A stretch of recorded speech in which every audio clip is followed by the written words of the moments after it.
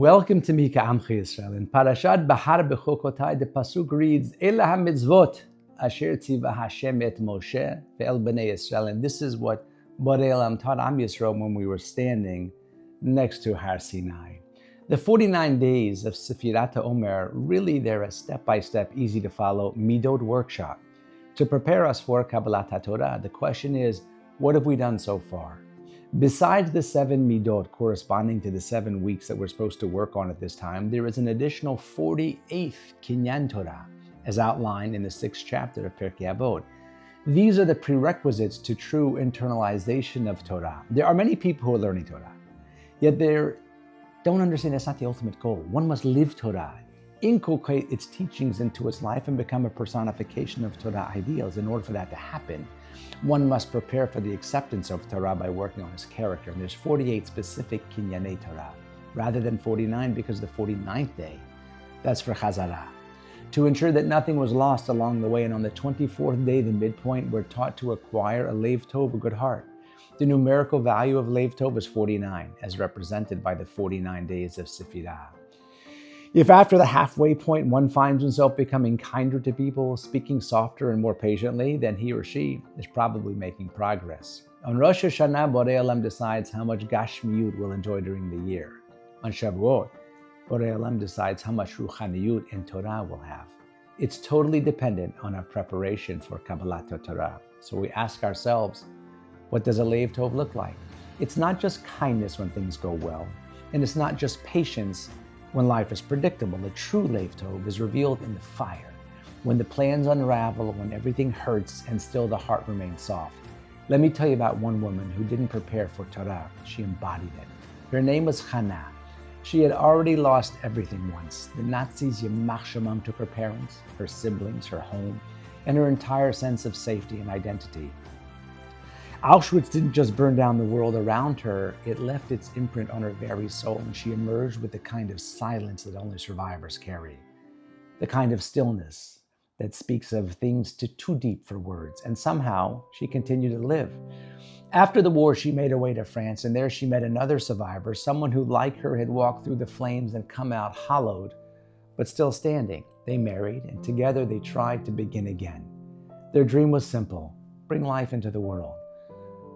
But the doctors gave them none of the hope they were holding on to. Her body, they said, had been too damaged. The trauma she endured had left irreversible scars. Children, they explained, with sterile finality, were no longer within reach. And yet, despite that decree, they held on to their faith, to each other, to the fragile hope that what Kuchabrihu wills, no diagnosis can override. Years passed. Then one Friday afternoon, while preparing for Shabbat, Hannah left a pot on the stove and ran out for a few last-minute errands. In her rush, she believed she had turned off the flame, but she hadn't. While she was gone, the fire spread. Their home, the quiet sanctuary that they had built from the ashes of their past, was engulfed in flames. By the time she returned, there was nothing left. The neighbors were stunned. They had seen her rise from the devastation of Auschwitz, and they stood helplessly as she faced yet another unbearable loss. Was it possible for someone to live through this type of devastation twice? Frantic, they turned to Ramatul Pogromsky.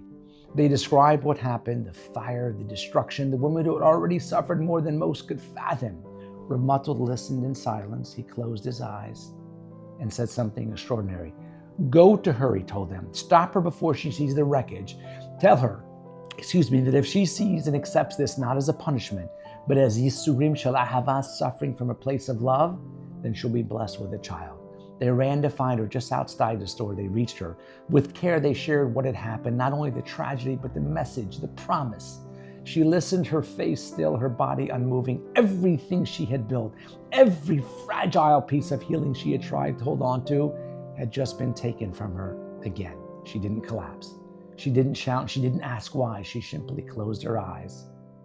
And in a voice that held both sorrow and strength, she whispered 2 words: I accept. Not out of resignation, but out of faith. Not because she understood, but because she trusted.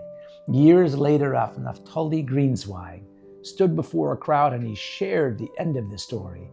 Hannah, he said, was indeed blessed with a child, but not just one. I am her son. And I wasn't the first. I was the fifth. The woman, my mom, who had been told she could never conceive, became the mother of 5.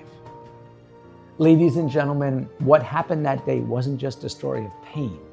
It was the story of a heart that understood something most never learned. That faith is not proven when life is clear. It's revealed when everything is dark. Hannah stood before a second devastation with every reason to shut down. But instead of turning away from Hashem, she turned toward him. She didn't demand explanations. She didn't cry out for fairness. She simply received what came from above and gave it a place inside her. That's a Lev Tov. A heart that bends without breaking. A heart that listens not because it understands, but because it trusts the one who gave it life. And that's the kind of heart that Borei Olam never refuses. Because when Torah was given at Har Sinai, Borei Olam wasn't searching for brilliance. He wasn't waiting for mastery. He was looking for something far more rare. Readiness. Not perfection, just truth. So as we approach Shavuot, we don't ask, how much have we learned? We ask, what kind of heart are we bringing to the mountain?